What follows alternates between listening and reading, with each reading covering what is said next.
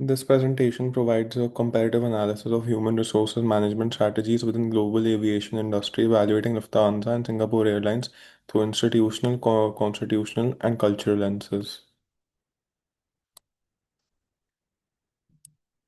Operating in international aviation requires managing high-stakes operational environments where safety, compliance, and service delivery are non-negotiable, while global industry drivers create structural convergence, national institutional frameworks, and force significant strategic divergence. This study uses Hall's and Sosk's varieties of capitalism and Hofstede's cultural dimension to demonstrate how macro environment forces directly shape micro-level HRM policies.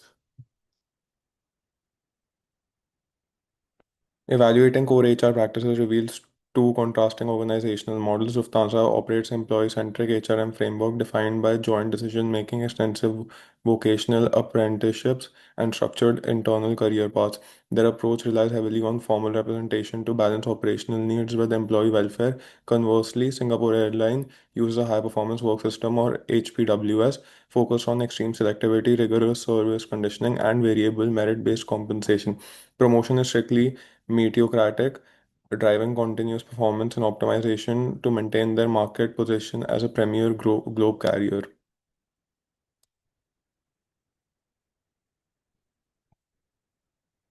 Despite distinct national background, both airlines exhibit structural similarities driven by industry-specific forces. Applying the Mago and Powell's concept of coercive isomorphism, mandatory international aviation regulation compel both carriers to maintain standardized, highly monitored safety and compliance training. Furthermore, technological innovation drives mimetic isomorphism. Both carriers leverage AI-driven predictive analytics for crew rostering and fatigue risk management. Alongside digital learning platform for continuous upscaling, technology acts as a baseline stabilizer, ensuring operational consistency across both airlines. Analyzing institutional structure through varieties of capitalism framework explain the core divergence between these carriers. Germany represents a coordinated market economy, whereas statutory mandates like the Work Constitution Act enforce co-meritration. Work councils and trade unions directly shape Lufthansa's HR strategy, constraining rapid operational changes but ensuring high employee buy-in stability.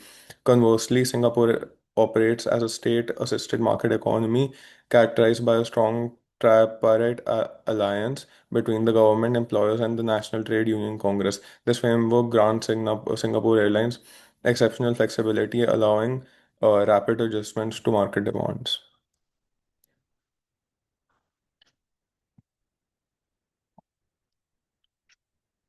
National culture further reinforces these institution structure, applying Hofstede's dimension. Germany, low power distance and high uncertainty avoidance explain Lufthansa's reliance on formal consensus rules and structured collective bargaining.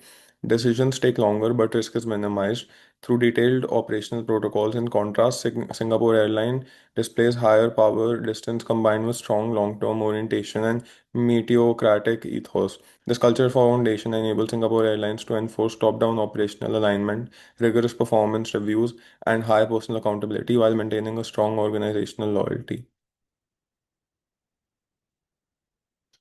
To sustain competitive advantage, recommendations are structural.